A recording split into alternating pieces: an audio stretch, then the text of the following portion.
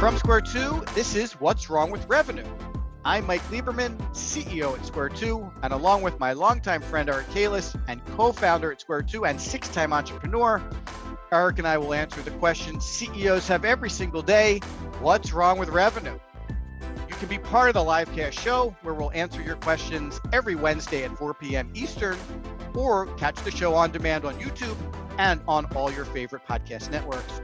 Also, check out all our audio and video content on Square 2 Plus at the square2marketing.com website. Enjoy the show.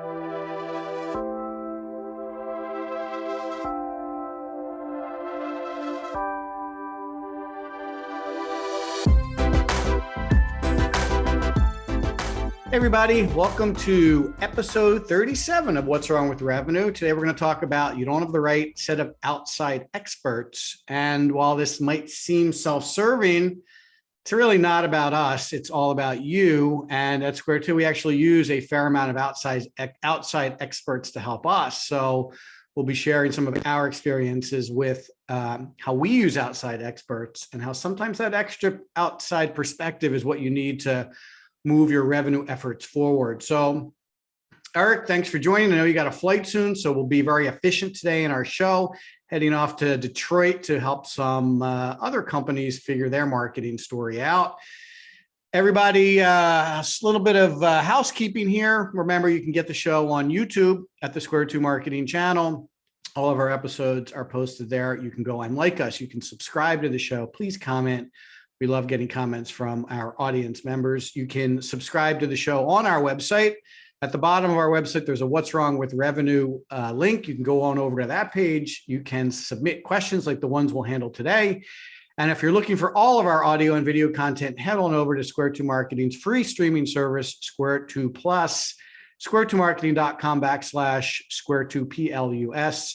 And you can take a look at all of our audio and video content in one place. You can subscribe to Square 2 Plus, and we'll let you know when we have new shows and new content posted, just like Netflix, Hulu, or Amazon. So, as I was saying, for a long time, Square 2 has recognized that some areas of business in general are not our area of expertise. We're marketing guys, we're sales guys, we know how to generate revenue. When it comes to finance, legal, acquisitions, or even some specialized content production, we lean on outside resources. And that concept has served us well. So we want to share a little bit of that with you today, because sometimes when you're looking at revenue and wondering why it's not working, it could just mean you need an outside perspective. So we'll talk a little bit about why companies lean on expert advice for some of these non-marketing sales topics like we talked about, and maybe why marketing and sales need to be thrown in there with legal and accounting and some of these other skills.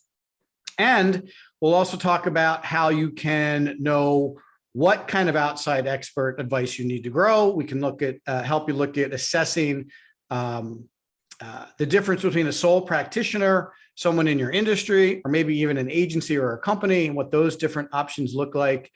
We can help you know what outside experts cost and how much you might need to be looking to invest in it, and also what the different models might look like if you're considering outside experts. So we can help you talk about that too, as well as how long do you work with an outside expert? It's a really good question. One of our audience members actually submitted this question, so we'll answer that in the question and answer section. So Eric, I know you're a big champion of outside experts when it comes to Square 2. So what kind of smart advice could you provide to our audience today to kick off the show?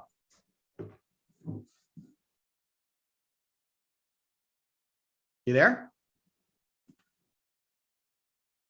Can't hear you.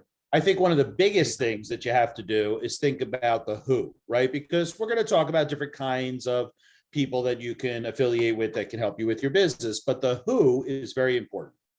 So what do I mean by that? I have a good friend and she has a successful practice. And she posted on Facebook, I'm looking to redo my website. Can anybody recommend a really cheap web designer? Okay, no problem. Everybody's got budgets that they have to adhere to. And then someone on Facebook said to her, well, how much are you looking to spend? Now, this is for her website, the keystone to her entire marketing program, right? And she said, I would like to spend less than $1,000. Okay, no problem. But I think that the question that I'm putting is about quality and peerness, right? A fit. If you were sick, you don't say, you know what? I'm looking for the cheapest doctor. I don't care. I just want cheap. I just want to check the box. I got a doctor. I don't care if they don't know what they're doing. I don't care if they have no experience. I just want the cheapest doctor. When you say it that way, it sounds kind of funny, right? But really, that's what people are doing with their businesses. When it comes to sales, consulting, marketing assistance, whatever it might be, you want someone who is your same peerness, right? If I'm a $10 million company and I want to go to be a $20 million company, I'm looking for someone who has that kind of experience, not a recent high school graduate who I could pay $10 an hour to because it's cheap. So I think that that's a good way to set the table, is to make sure that whoever you hire, a firm, an individual, a contractor, a full-time employee, is in the same peerness as your company's stage of growth. And that way, okay, maybe you're cutting down substantially on the chances of failure. I think that's a really good point. And we talk to prospects specifically frequently about aligning their investment in outside experts with the goals of the business, right? And I think, maybe I would say to your friend, what are you trying to accomplish by bringing in this outside expert to help you with your website? If it's just to put up an online brochure, well, there's one value associated with that. If it's to attract more patients, I could argue that there's a higher value in that level of investment. If it's to actually grow her practice to be, multi-location, multi-city, and, take over the world, there's even a higher value associated with that. So I think a lot of people mistakenly set their budget and their financial expectations around what they think something should cost, as opposed to the benefit that their business is going to get from it. So I agree with your point about trying to find someone who's, kind of aligned with you from a goal perspective and a size perspective, but also what's the objective here when you're bringing in an outside expert?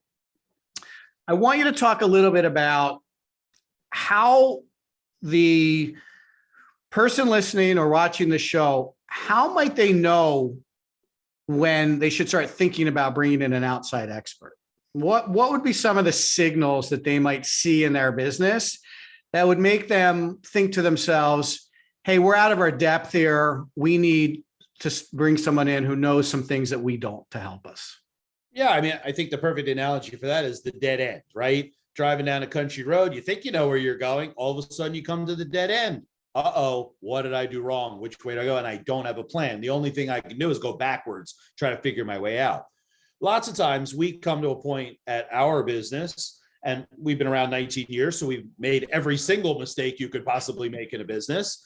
But when I get to the dead end and I'm like, I don't know which way to go from here, that's usually a signal that I need some help. Now, that help could come internally. I could rally the team who knows the answer to this problem, or I could rally my network. Does anybody have any experience in this area? Maybe they could guide me for free, or a little bit of a tip to get me going in the right direction. But when those two free options are exhausted, then it's time to start looking for some help. Now, over the years, I think we've learned that when you get those hairs on the back of your neck that are standing up a little bit because you got that feeling that you're going towards the dead end, you haven't quite reached it yet. Now I think we move a little bit more proactively, knowing, this isn't going in the right direction, and I don't currently have any resources to solve this problem. Yeah, Example with us is a fabulous accounting manager for a long time, and we never even considered accounting, right? Joanne was our person. She was amazing. She decided she was retiring. Okay, well, we've never had to deal with this before because Joanne has been our accounting manager for 10 years. Let's try some other things. And when we tried X and Y and Z, and none of it was working up to the level that was equal to the production that Joanne had in our finance area, immediately I put up that red flag. We got to go outside. Once we went outside, we even made a misstep and started with the wrong firm. And then we replaced it with someone who we now have, and she's wonderful. The point I'm trying to make is, though, that you have to be able to identify, one, I don't have any experience in this area or dealing with this problem. Two, there isn't a simple solution that presents itself. 3, I've exhausted all of my free resources like internal and my friends. Now I got to look for some paid help. Yeah, that's pretty accurate. I think for most people, if you're looking around the table at all of your available resources, and obviously some of those resources are going to be internal. I'm talking to my team. They don't seem to know, what to do here. To Eric's point, I've scraped my network. They don't seem to know what to do here. Now I've talked to some friends. I've done some research. No one really seems to have a good answer for me and what I need to do next. That's a pretty good indication that you probably need to consider some outside resources. I think then you're going to basically follow some of the stages in the buyer journey. And what I mean by that is accepting the fact that you need outside resources is kind of the first step. Then you have to decide, what kind of resources do I need, right? You could make a hire. That's always one option in terms of outside resources. Let me hire the people, or let me hire the knowledge that I need to fill this gap. That's one option. The other option is to find someone outside of the company. And now you have a whole nother set of questions. Well, who am I looking for? Am I looking for a big company? Am I looking for a little company? Am I looking for someone with industry expertise or general expertise or expertise with a specific technology? So, once you decide you need outside experts, there's still going to be a number of questions you have to go through in your own buyer journey to pick the right kind of expert. To Eric's point, when we decided we needed outside expertise to help us with accounting, we made the conscious decision not to rehire. But then we started looking at firms that could step in and be our part-time bookkeeper, part-time controller, maybe even part-time CFO. And it took us a couple of passes to find the right setup, the right match, the right company that fit our specific requirements. So, and those requirements kind of adjusted over time as we started to realize what we liked and what we didn't like. Hey, we need some with a little more experience here. Maybe we need some with a less experience there.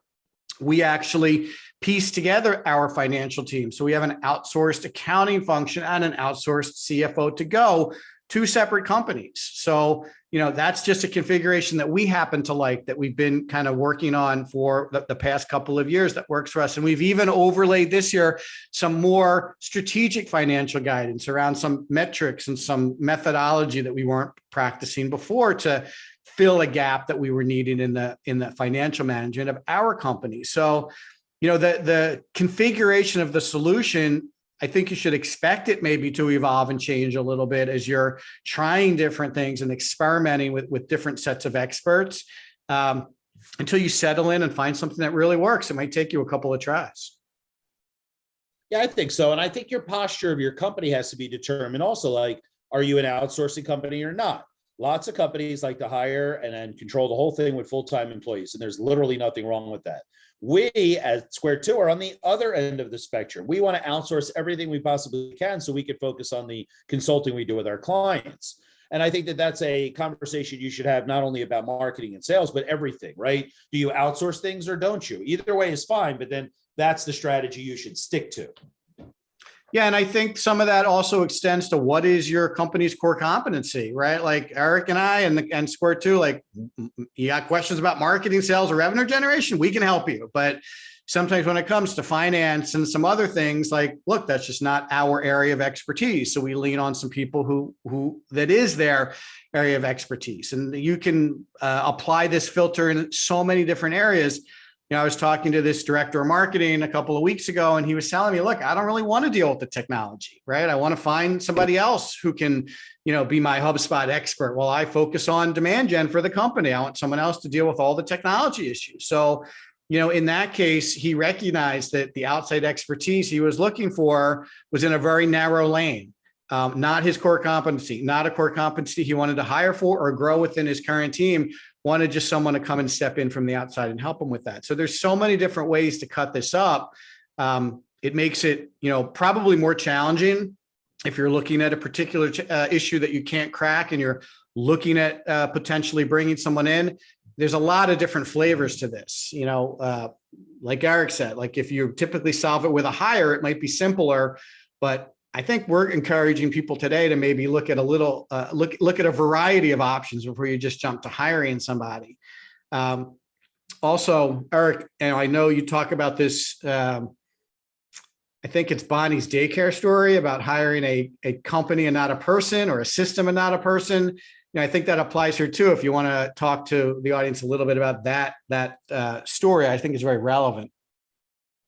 Yeah, our first child was born, and my wife took 18 months of maternity leave from her school district that she worked at. And now it was time for her to go back to work, and we were deciding what to do with our kid. And I said, well, why don't we just get one of those nannies to come in and hang out at our house all day while we're working? And my wife said, no, in a situation like this, which is mission critical, we have to trust the place and not the person. And what she meant by was that the independent contractor who came to your home had no backup plan. When they were sick, you were out of work. But if you went to a place, they had a variety of teachers and backups and substitutes and systems and processes so that there would always be smooth running. And I think that's important too with mission critical positions you're looking to fill in your company, whether with a contractor or an agency. Now, sometimes it's okay. So let's say you have a freelance copywriter, and the answer is, hey, in a week, I'd like a first draft of this white paper. Well, that's a week to get it done. If they're sick or they travel or whatever, there's still some wiggle room in there. But if you're like, I have a hair salon and I need someone who's certified to cut hair, right? Well, there we need backup plans to make sure that our salon is open. And if that person is sick, other people can service the clients and so forth. So that's another consideration on having outside resources. Do you trust the person or do you trust the place? Yeah, and I think that's very relevant in what we're talking about here today. A lot of people feel like, oh, hiring is better than using an outside agency for a variety of services, and that might not be the case today. There is turnover with people that you hire at a record rate. So just because you're hiring someone doesn't mean they're going to be with you for 5 or 6 years. They might be with you for 6 months and then decide to leave. Just because you're hiring someone doesn't mean that institutional knowledge is going to stay with them. If they, pick up in a year, give you 2 weeks notice, like, how are you going to ensure that institutional knowledge stays in your organization? When you do bring in a company to provide this outside expertise, if someone from their team is sick, they're still responsible for delivering that work for you. There are other people that have to step in and do that. If someone on their side quits, they're responsible for getting you someone else and getting them up to speed and making sure that your program doesn't miss a beat. So I think as you're going to start comparing these outside resource alternatives, I think there's some extra looking that a lot of people tend to gloss over when it comes to deciding, do I want someone that's dedicated to me? Do I want even a contractor, or do I want a place or a company like Eric said? Because I think there's a lot of benefits of having that company with you.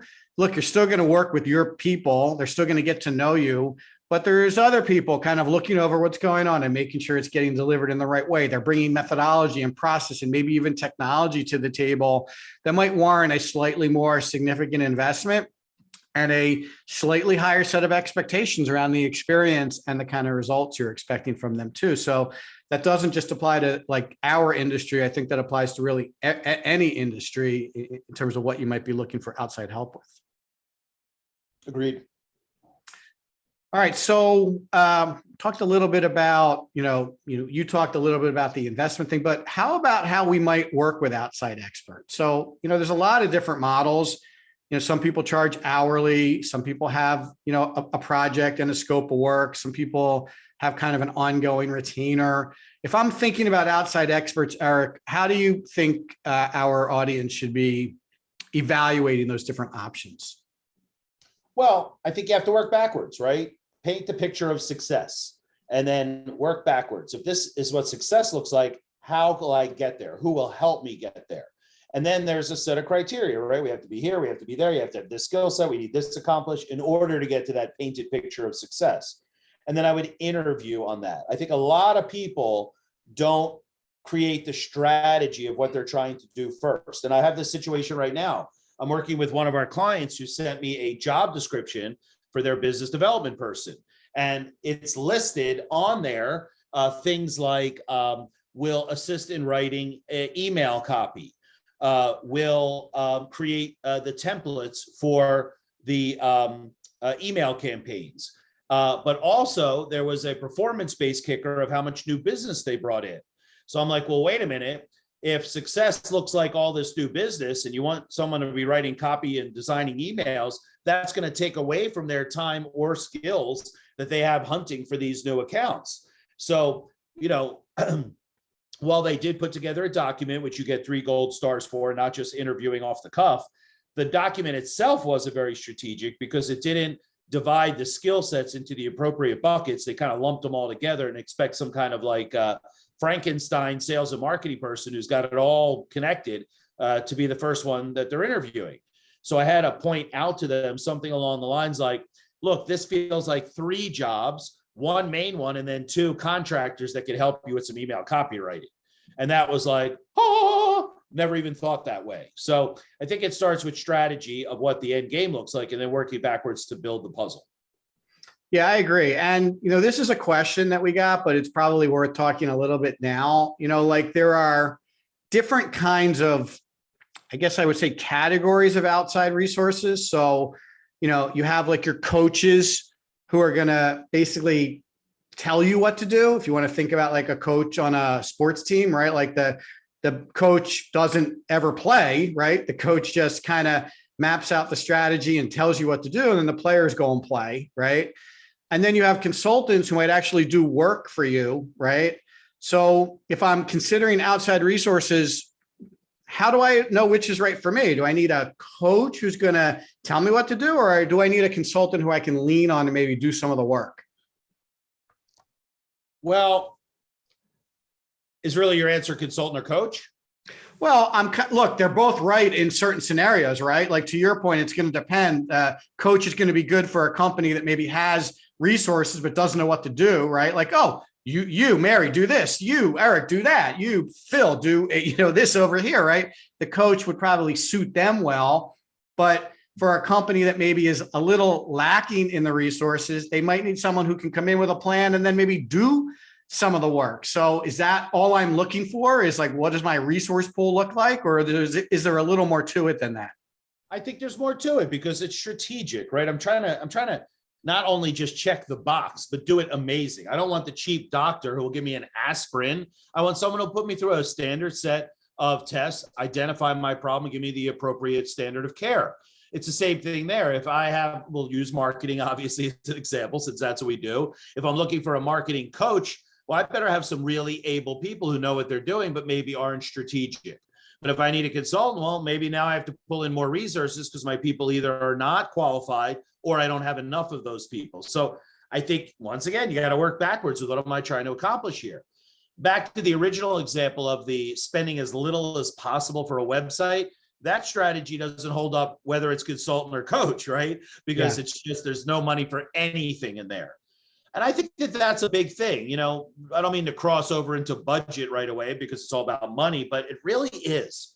I had a call today with a company that has a portfolio of companies they invested in. They're a PE firm. And I said, well, what kinds of companies and what stages are they in?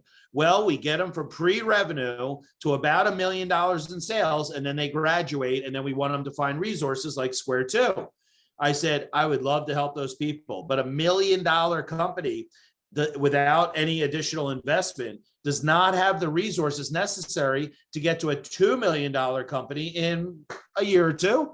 It'll have to keep bootstrapping it, and they'll have to keep using really inexpensive resources. So when I said that, they were like, wow, we never thought about that. We just assumed when they graduated from our initial startup program that they would then figure it out.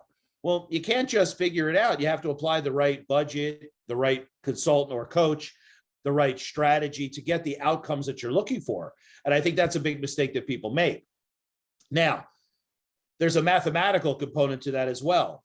If I hire the best consultant I possibly can to support my sales and marketing team, and they really give me a great strategy and they help my people understand where their problems are and how they can accelerate their progress, and I start to attract and close new businesses, what's the difference if it's $150 or $200 an hour? You got to your goal of growing $1 million in revenue.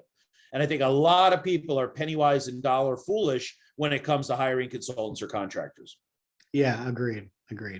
And then I think you're also, you really want to kind of consider the area of expertise that you're digging into, right? In some cases, the coach might be very well suited for the area where you need help. Like the coach configuration, right? Like if you have salespeople, and look, most companies have salespeople, then maybe a coach that's kind of pointing them, oh, don't do this, do this. That's going to, in general, make a lot more sense than maybe a consultant who comes in who actually has to sell for you, right? That just feels like a little misaligned anyway, right? So in some cases, depending on what you're going to be looking for, that also might answer your question about the kind of expert you want to work with. I want to talk a little bit about how long you work with experts, because there's this concept in our industry, teaching someone to fish, and they're going to be a lot more successful feeding themselves as opposed to fishing for them over and over and over again. I think that has a lot to do with considerations around the length of the engagement or what your expectations are in terms of your life cycle with outside resources. Why don't you share a little bit of your experience with that piece of the puzzle here? Yeah. So I think it's a big problem because business owners or business leaders shy away from these kinds of bringing on experts for fear that it'll be one of those years and years of an engagement. And it might be, but I think the question is, what am I hiring this contractor for? Is it mission critical for my business or not? And what do I mean by that? I know that our business will survive if we were a little slower on collecting money and we were a little slower on invoicing. I don't think accounting is mission critical for Square 2. So why not just outsource it forever? Find a really good person, leave them in place, help them with the systems and processes that make sense, and just leave them in place. I know I could get a cheaper rate if I brought someone in-house, or maybe because I can't afford a full-time accounting person, I have half administrative person, half accounting, half HR, half IT, and I kind of glued it all together. But I don't think that's the right approach. I think the approach is, if it's low payoff activity, outsource it. But if it's a high payoff activity, now I would have a different approach. Now I'm like, hey, I want to find the best, most expensive, most experienced consultant. I want them to teach me everything they know. I want them to fix my systems. I want them to coach my team members. I want them to optimize whatever they're working on. And then I want them to turn the keys to the car over to me, because that's so important in my business. And I'm missing that skill set. I'm willing to pay for that, albeit in a short period of time. Now, sometimes when hiring contractors, I look at it like taking a course. And what I mean by that is I'm hiring a personal professor to come in and teach me this subject matter, and then I'm going to internalize it, spread it throughout the organization, fine tune it, and then let that consultant go, because they fulfilled exactly what my mission is. We have a hole here. We're going to get someone to help us fill it. It's more of a short-term orientation because it's so important to our business. We want to take it in-house. So a good example might be, we want to expand into new software areas. We're a big HubSpot shop and we want to learn how to implement Drift. Okay, great. We're going to get the Drift consultant. They're going to put it on for us. They're going to do a couple clients. They're going to teach all of our people. Hey, thanks, Frank. I really appreciate the efforts. We'll call you when we need you for additional work. And that's more appropriate for a mission critical part of the business rather than accounting. Now, I want to make this clear. While I'm dissing accounting as a non-critical part of Square 2, because it's administrative and not client services oriented, HR is mission critical to Square 2, because if we don't have the right people and the right bench for expansion and contraction, that's actually a mission critical need. So I want to make sure that people aren't listening and hearing, oh, administrative people, they're not important. It has to do with where you want your business to go and what gaps you have to fill. Yeah, and it really kind of wraps back to your very first comment about strategy, right? Like, do you want someone that's going to teach you, or do you want someone that's just going to do it, right? I could probably argue both sides of the coin depending on who I was talking to and what their specific situation was. Virtual assistant, right? Like, it's an outside resource, whether you want to consider it a highly valuable outside resource or not, but it's an outside resource nonetheless. And if you have low payoff activities, to your point, well, have someone just take them off your plate and just do it. And, if they move on, get another one, right? Like there's easily replaceable people, generally speaking, right? Yes. So I think it kind of depends on what you're trying to accomplish and the tasks that you're asking people to do. I want to make this comment before we move on to questions in a minute or two. I think also if you're looking for outside resources to help your company, I think one of the things you want to look for are people that are not only bringing expertise, but also systems and processes and methodology and solid thinking that they've refined over the years, that they can say, oh, you need this framework. I've done this, I've used this tool at 6 other companies and it works beautifully. Let me share that with you, right? And they should be comfortable turning those documents and that thinking over to you so you can get better. I think in any engagement or any kind of experience with outside consultants, you want to come away from it. The company wants to come away from it better than it was when it started. And this really answers this question of how long do you work with experts? I think the answer really is until you're not getting any value from them anymore. If they can continue to add value, either taking something off your plate and doing it better than your team could do it, or continually educating you on things that are going on in their area of the business, then I think you should continue that engagement, because without them, your company would not be better off. Like if the company is continually getting better, then I think you have a really good trusted outside resource. And I'm pretty sure that's how we look at it. Maybe not so black and white like that, but the people that we tend to use people for a long time, attorneys and financial people. Our CFO has been with us for a long time. And I think generally we feel like, the company's getting better in that area. They're adding value in that area. They're helping us with issues that we're not capable of helping ourselves with. And, as long as that continues, I don't feel like there should be any end to it necessarily. Right now, if you're making a strategic decision, we decided to hire an in-house attorney, well, that's different. But generally, I think if there's value being added, you're good to go. And maybe the length of the relationship is a little less relevant. I think that's a really great way to put it. Now, I want to make sure that people stop and think that way as opposed to just reacting, right? Hey, just hire anybody. Can we please take off the table, Mike, get a college intern to do my social media? Can we please stop that as of today, June 1st, 2022? Right. No problem. Stopped. Well, the reason I say that is because that's the go-to, but yet why would you want your entire outside perception of the entire world to be managed by a recent college graduate who doesn't have any experience? There's no strategy behind your social media. I mean, I can't tell you how many times people say, oh, I just have an intern to do that. What they're really saying is, this isn't important or critical in my business. Right. And that goes back to your very first example, right? If someone's getting a website for less than $1,000, it really must not be that important to them. It really must not be something that they consider important. Meanwhile, we know that everyone goes to your website before they even consider doing business with you, and it doesn't work right, or it doesn't look right, or it gives me a strange feeling.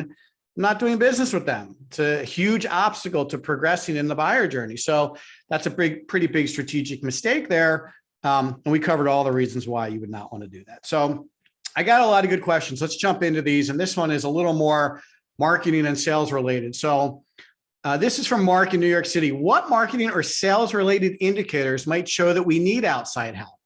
Which I thought was kind of a little bit related to, I'm sorry, this was Barry in Los Angeles, just to give Barry credit for his question. It's a little more related to what we typically talk about, even though today we've been kind of stretching outside the marketing and sales area. So, how would you respond to that? Like, what am I looking for from a marketing and sales perspective that might signal to me that outside expertise makes sense? Well, I'm going to throw back what you say to me all the time, my friend. You're like, as long as I'm increasing month over month, I'm doing okay, right? Yeah. So when your results are flat or decreasing, now there's the red flag. Step one, let's have our team look at what's going on and fix it ourselves. Step two, if we've exhausted that and maybe used some of our network to figure it out, now three is, hey, as quickly as possible, identify that I cannot get this going on track. I need outside expertise. Forget about the price for a second. Just say, I cannot solve this problem internally. I must look outside. So I think that metrics play a large part in feeding you the information you need for your business to decide whether or not something's broken and how quickly can I get on that. Now, I remember, I own this building with a couple of apartments and retail stores, and the old owner used to do whatever they did. And when I bought it, when someone called and said, hey, my garbage disposal isn't working, then I immediately called the plumber and I said, hey, got a garbage disposal out in apartment number 3, deal with that. And the next day they would come fix it. It was over. And the tenant said, wow, the old landlord wouldn't even return my call for a few weeks and then finally did it. And it ended up being broken again and blah, blah, blah, blah, blah. And that's how people approach their businesses as well. Forget about real estate. It's still a business, right?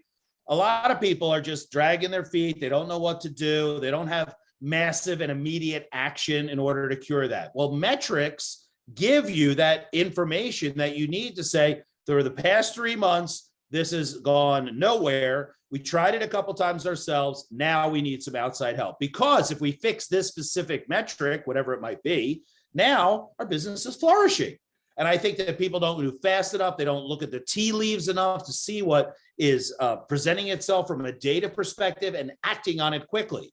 Because if you think about it, if I acted today, the first day of June 2022, and I said, man, I'm going to fix this thing in my business. Mike, realistically, how long does it take to fix the business problem? Well, I mean, it depends, but I would say a couple months probably if it's a pretty big problem. So I could still salvage 2022 in Right. that specific area, right? Right. But what about the people that put their head in the sand? I know that it's blinking red on my dashboard. You know what? We'll deal with that next quarter. Meanwhile, it's still a problem. Your employees are demoralized because nothing's getting fixed. Your clients are unhappy because whatever you're providing with them is not working correctly. You're not getting referrals. You're just hurting yourself in so many different ways. So be on top of the numbers. When the numbers are flat or start to diminish, try to fix it yourself. And if not, go for the smartest, fastest person you could find. That's my approach to Barry in LA. I think I wish more clients had that perspective too. I mean, we are constantly looking at clients who have had either years of declining data or a year of declining data or no data, right? So it's really kind of epidemic from the marketing or sales perspective. There's very few people that we end up talking to who are like, oh, we've been tracking these metrics and they're down 2 months in a row and we can't figure it out. We need you guys to parachute in and help us before it gets any worse. Can you even remember ever having a conversation like that? No, it's usually like, help me before we go out of business. that's exactly right. Right. We've been ignoring this for years. And that's why I think it's and I'm not talking about specifically marketing because today is outside consultants and when to use them, right? But oh my goodness, that people just ignore the problem and let it go. And then it becomes really bad. So now people, and now I'll go back to marketing for a second. I'll say, well, you haven't been doing any marketing for 2 years and your goals are pretty lofty. So you should spend $100,000 in this year to fix it all. What? $100,000? And I'm immediately thinking to myself, well, that's 2 years of 50,000 you should have been spending, 4 years of 25,000, 10 years of 10,000. Where's that money? Is it in an account somewhere? Because you should have it because you weren't spending it on marketing. And that's where I think it's really, I mean, it's humorous on the level, but it's really sad underneath because it now takes so long to fix that problem, as opposed to what you said, hey, we're tracking this 2 months, it's not to fix it. It's probably a much simpler fix than rebuilding the entire sales and marketing program. Yes, there's no question about it. When we come in, it's much easier to fix things that haven't been neglected, right, for extended periods of time, right? How many websites do we see that are completely broken from an SEO perspective because no one's even looked at it for 3 years, right? Well, that site basically needs to be thrown out and rebuilt with proper mechanics for today's Google search. If they had engaged us 2 months of downward organic visitors, we'd be like, oh, we just need to change a couple meta descriptions, put some tags in there, and you'll probably be fine. But we'll keep an eye on it for the next couple of months and see how you're doing. To answer Barry, like it's every metric. Right? Like you're asking about marketing and sales related indicators, but it's really every single metric you're probably already tracking. Is visitor traffic going down? As long as it's you can't point to seasonality as long as you can't explain it away, then I would say 2 or 3 months of declining metrics in any area is worth looking for help with. If you can't figure it out, and Eric's right, try to figure it out yourself, look around, maybe like a SWAT team or something internally could figure it out, or at least could try something. If those tactics don't produce results, get outside help after just a few months. It's going to be a much easier fix. It's like, taking care of yourself physically. If you, neglect your annual physical and it's 3 years later and you go to the doctor and he's like, oh my God, your cholesterol is so high, your blood pressure is so high. Like, how can they help you? Like you've neglected it for so long. But if those indicators tick up a little bit, you're going to the doctor regularly, they're like, oh, no problem. Here, you take this very modest dose of Lipitor and you'll be fine. It's the same kind of thing. So Barry, anything that is trending down and that you can't seem to turn around after a couple of months, I think is worth looking for some outside help. And Mark, who I did mention earlier in New York City, his question was service related. It's the same for you, Mark. Like if net promoter score is down, if customer satisfaction is down, if your customers are not providing reviews or providing negative reviews, and that's going on for in that case, I might even say 30 days, because those holes are very difficult to dig out of. Negative reviews live on the internet forever. And if you're starting to collect a lot of those, Eric's massive and immediate action is very important from a service indicator perspective. So I wouldn't let any of those things go too long at all.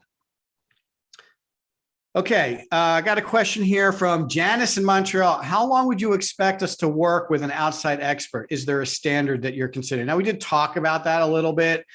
I don't think we need to really spend much more time on that. I think, Janice, it's going to be up to you. Like, if you find a good outside expert, consider them part of your team, work with them forever. Like, why would you consider switching if they're adding value and helping you get to where you want to be and the company is achieving its strategic objective? I don't think there's an answer for that. If you want someone to come in and teach you how to fish, you can fish on your own.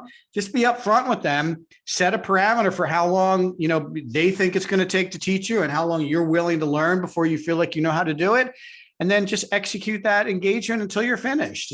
It seems like a very, if you have the right upfront conversations with your outside experts, it seems like something that you could easily manage through. Mike, tell the story of the agile coach that we had. That was a one and done project. That was beautiful. Yeah, it's a great question. So I mean, a great point. We moved to agile, I'm thinking maybe 6 or 7 years ago at this point. And it was something that we aspired to change the way we deliver services for clients. We didn't have any expertise doing it before. We looked at some different options in terms of how to do it. And the best option was to bring in this guy who was doing it for other agencies. He had done it for a couple agencies before us, and hire him for a very specific scope and a very specific time. He was like, I think I can teach you guys how to be agile in, I think it was 3 months, maybe 4 months. And that was the scope of the engagement. He said, yeah, I'll help you with training. I'll get everybody up to speed. I'll teach everybody what they need to do. I'll get your software set up. I'll do all your reporting. Like, he really had all the boxes covered. And it was a very clear runway, a very clear exit. And as long as we were comfortable, and he was cool about like hanging out until we felt like we were ready to fly from the nest. And I think he ended up staying an extra month just to kind of keep an eye on us. But his engagement with us was getting less and less as we were starting to pick up more of it on our own. And then eventually we felt like we were good to go. And he was still around. If we had questions, he was accessible. And if we needed a couple of extra reports or tweaks to our system that he built for us, he was able to do it. So it was a very nice exit, and he taught us how to fish, and we've been fishing ever since. So I think there's a lot of ability to have that conversation up front and go into it with your eyes open and the outside resources eyes open too. And just a little bit of flexibility might be all you need at the end to wrap everything up.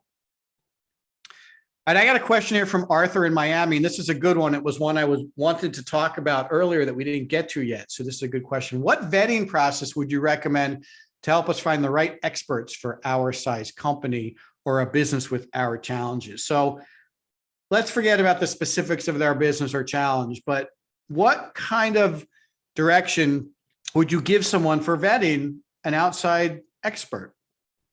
Well, remember how we said strategy before tactics earlier in the call. So my first thing would be lay out what your expectations are right off the bat. Now, they might not be accurate, like we talked about the job description for the business development person that I mentioned earlier, but lay out that strategy first, right? Then you can ask the questions that pertain to that strategy in that vetting process. Now, the only challenge there is that if you're trying, like, let's go back to your agile consultant story. We really didn't know what questions to ask around agile specifically. We knew, like, how do you communicate and what is the billing like and all the regular stuff, but we didn't really know what questions to ask around agile. So there, I would try to find someone who's gone through it before. Hey, anybody else go through this process? What question should I be asking? Of course, you could Google, right? How to hire a agile consultant. But at the end of the day, you have to match it up to a framework. I think too many people are hiring consultants without vetting them because they're going on their gut. I liked him. I hope that it'll work out. As opposed to, could you give me 3 examples of agencies like mine that you've created on the or put on the agile platform? And what were their challenges and what were their successes? And then shut up. Because if they start fumbling, well, it was sort of and maybe and whatever, they're not your person. You want them to saying, I have a patented 4-step process. I've used it on all those companies and here's how it works. Bop, bop, bop, bop.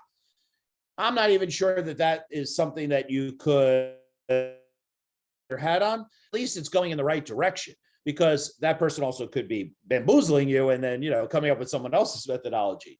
But trying not to be cynical. If they can demonstrate that they have a methodology, if they can demonstrate they've had success with other companies like yours, if they can demonstrate what the exit looks like what's the end game here, if their fees are in order with your return on investment.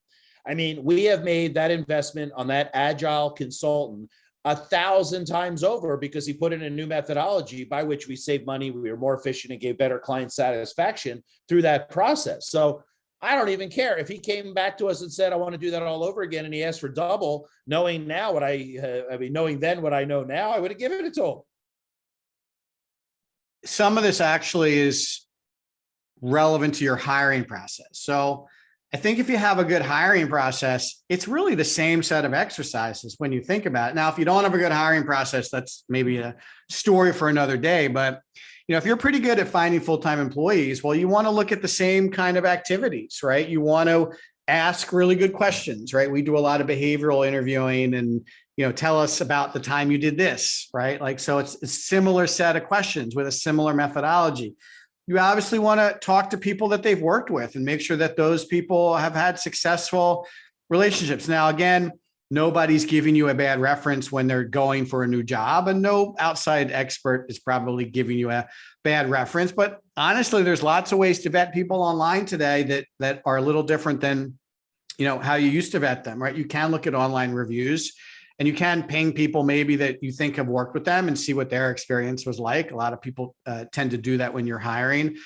I had someone reach out to me for an ex-Square 2 employee who was looking for a job. They didn't give me as a reference, but the guy knew me and he wanted to talk about this particular guy. And I shared my feedback with him. So there's lots of ways kind of around the traditional sources. But, I think you want to spend just as much time with your outside experts as you would if you're about to make a full-time hire. People feel those full-time hires feel very permanent.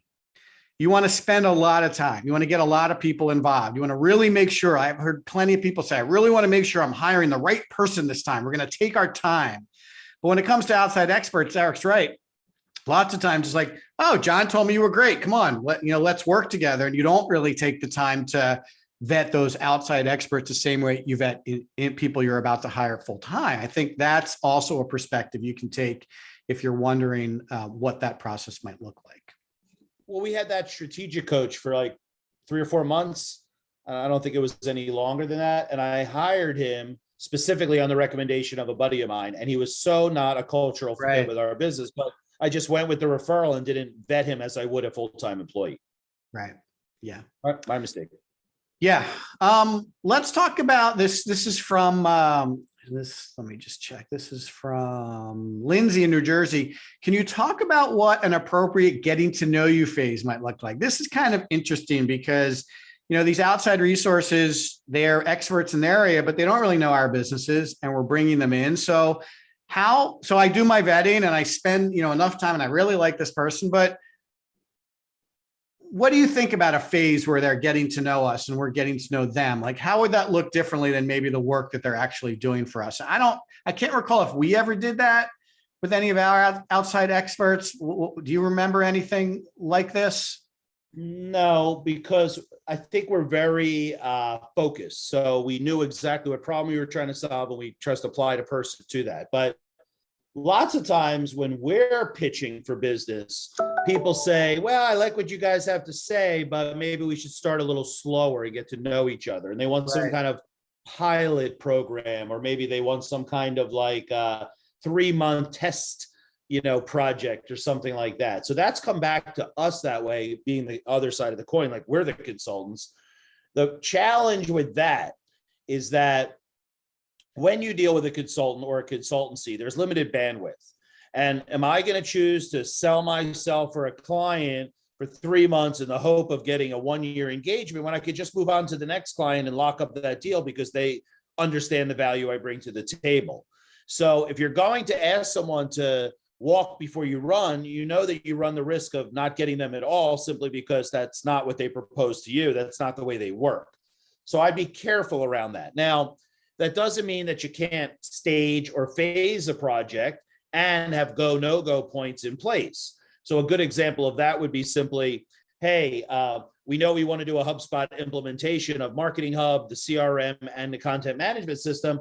Why don't we just start with moving our website over and see how that goes? I actually have no problem with that because we get to vet the clients also. So maybe that, and then remember that's still a project and it's not as big as you would want it as a consultant, but it's certainly a moneymaker if priced correctly. So I think that there's a couple of different things you want to consider before you start to push back on the systems or methodologies. One of the things I always liked is the EOS, Entrepreneurial Operating System. If you want to be one of their coaches, you must follow their system to a T. You have this meeting, then you have that meeting, and then there's a certain period of time, and then you have this meeting, and it all comes together. And I guess they do that because they don't want people freelancing or doing pilot programs or doing consulting on the side. They really want to maintain the brand, AKA experience people have with that specific offering. So I would try not to break a consultant or coach's process right out of the gate. Yeah, my experience is you can't really be half pregnant. And I don't like engagements either for us or with our outside consultants where we're going into it feeling like, let's give this a try. I think the getting to know you period is what we just talked about. Like, take your time before you start any engagement or commit to any particular outside expert. Like, look, if you need longer to get to know somebody before you hire them, take longer to get to know them. If you want to have, break bread and go out to lunch, if you want to talk to some of their clients in person, if you want to, wait because there's an event coming up, then you're both going to be there and you want to, meet in person. I think that's where the getting to know you phase ought to be executed. Just take your time before you pull the trigger. But when you get started on the work, I think you should be all in. I've seen too many clients, try it with the idea that, well, if this doesn't work, like I'll just get out of it in a couple of months. Like, I guarantee you it's not going to work. If you're going into it thinking like, well, I don't know if this is like my long-term solution, but I just want to see what happens, I guarantee you're not going to be happy. I guarantee you something's going to happen because your mindset is already around, how do I get out of this? I don't want to commit to it. My advice, if you're feeling like that, is you don't have the right person.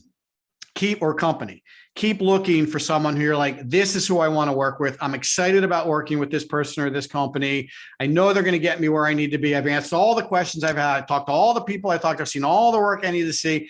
I am completely committed to whatever they're going to ask me to do because I know they're going to get me to where I want to be. Like, just wait long enough until you feel like that. I think that would be a much better plan than trying to get some kind of get to know you phase as part of the beginning of the engagement.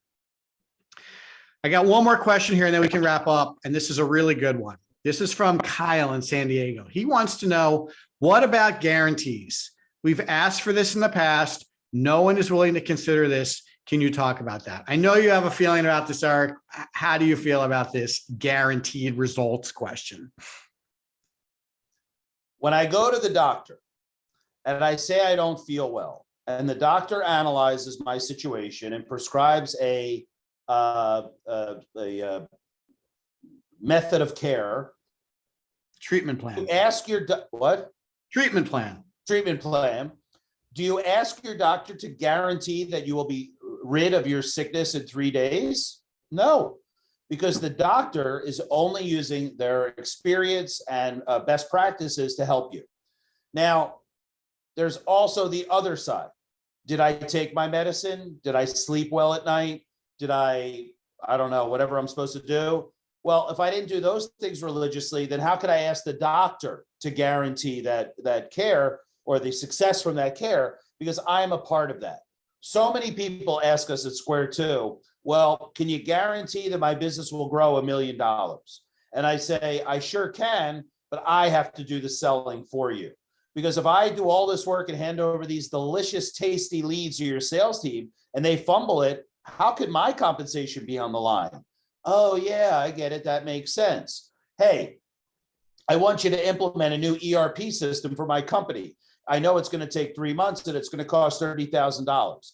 They come in and your team is like, well, we have a offsite and then we're going on vacation next week. And then 3 months comes and you're like, hey, my ERP is not set up. It's not fair to the consultant. It's not fair to that coach who's trying to help you with their methodology that you agreed to. And you don't realize you're a big part of that equation. So I don't think it's fair to ask those folks to guarantee something if you're involved. Now, if you're like, here's all the information. I need a 3-page white paper. You should have everything you need. I need it in a week. Do you agree to that? Yes, I'm the writer. I agree to that.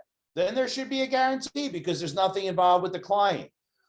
The copywriter could say, should I have any questions? Will you be available within 2 hours of my request to answer these questions? Yeah, then they can guarantee it because you've made your agreement.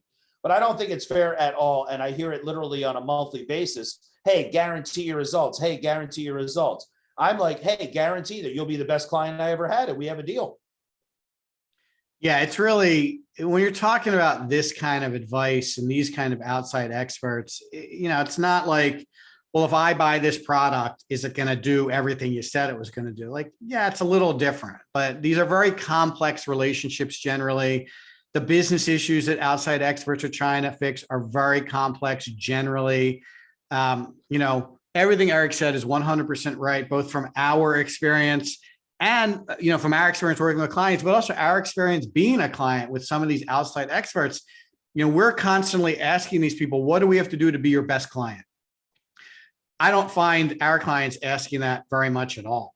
In fact, I find most of them, doing their best, trying their hardest, but, it's difficult to keep up with us. There's a lot of distractions on their side of things that prevent them from, getting stuff back to us.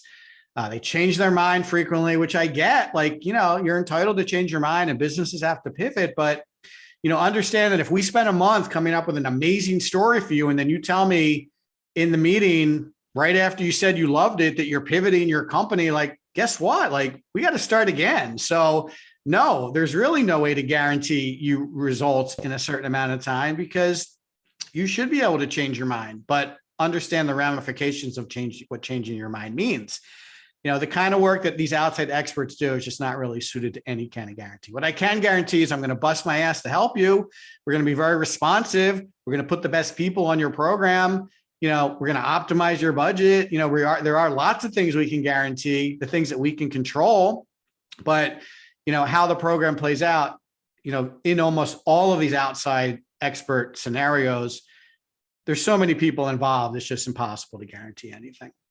Just like the doctor wouldn't guarantee your treatment results. He's going to tell you, like, based on my experience, I think you'll get better in about 3 months, but I got to see how you respond to the treatments. I got to see what kind of patient you are. There's just so much involved. No doctor would make that kind of guarantee to any patient. And if he did, you might even be concerned, right? Like, wait a minute, how are you so sure this is absolutely going to work? Like, to me, that seems a little like quackery. That would make me concerned. So maybe you should be equally concerned if you have outside experts who are guaranteeing you anything. I'm not sure maybe they're the best experts. Anything you want to add, Eric, before I wrap up?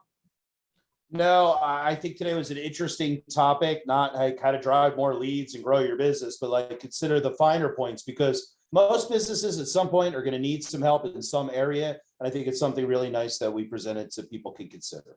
And when you're talking about what's wrong with revenue, I think the answer is lots of times companies don't have the internal expertise to get to their goals. And hopefully we got you thinking a little bit about, what kind of outside expertise might be relevant and then how you would consider bringing that expertise into your company. So thanks for joining us. Just to remind everybody, you can catch the show on YouTube. It'll be posted there tomorrow, Square Two Marketing channel. Subscribe to it, like us, provide us comments. We love hearing from our audience. You can get the show emailed right to you if you subscribe to it, either on our Square Two Plus, our free streaming service, or on our website. There's a link at the bottom, What's Wrong with Revenue. Click on it. You can subscribe to the show there. And you can also submit questions like the questions we answered for you today. Next week, episode 38, What's Wrong with Revenue, we're going to be talking about you haven't created the right experience for your prospects and customers. Nothing could be more important today in terms of the experience you're giving people. In some cases, it's really the reason why they pick you or don't pick you. So stay tuned for a really good show next Wednesday at 4:00 when we do it live. Please join us on Facebook or here on Zoom. Thanks, everybody. Have a really great rest of your day. And thanks for joining us. Bye-bye.